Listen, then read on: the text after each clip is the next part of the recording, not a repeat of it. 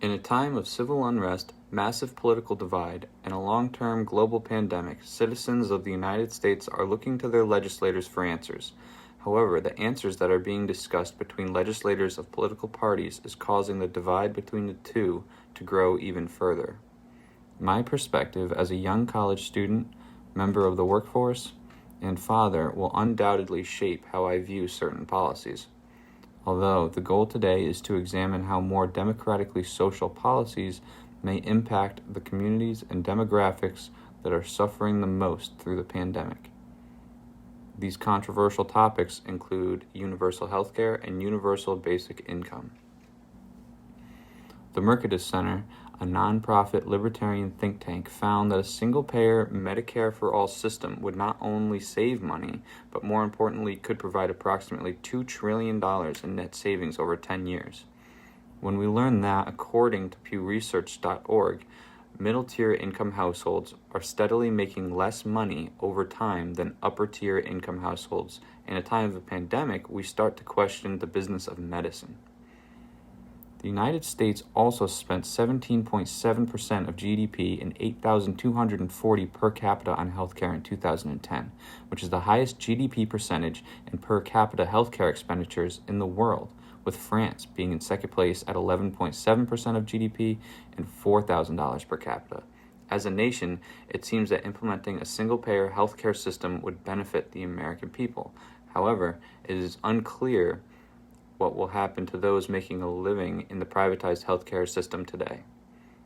Universal basic income, made popular by 2020 presidential candidate Andrew Yang and somewhat more accepted by younger demographics, is another hot topic among legislators today. The premise of UBI is an unconditional cash payment given to American citizens at regular intervals, regardless of income or employment status. According to Procon.org, studies have shown that the poverty level in Brazil has fallen to the lowest level in 40 years, after $100 a month has been given to 25% of the population. Studies have also shown that UBI can be connected to lower school dropout rates. It is apparent that when the basic needs of less fortunate individuals are met, they are more susceptible to opportunities that will benefit them in the long run, such as opportunities in education and careers.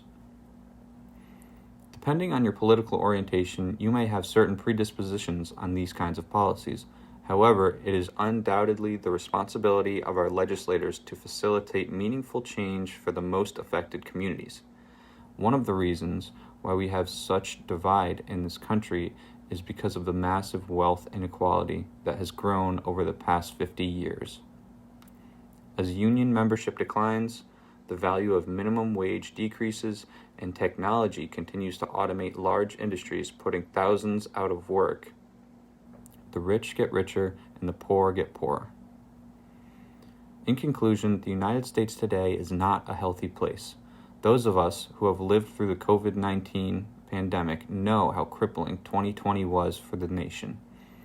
Global social justice movements that started on our soil have illuminated horrors that were right under our noses, like a small child finding monsters under his bed with a flashlight. It is undeniable that change is coming. However, we are responsible for what that change will look like. Should the United States adopt socially democratic policies and ultimately overtake the financial burden to come to the aid of those in need, or should we crack down with more conservative and traditional legislation?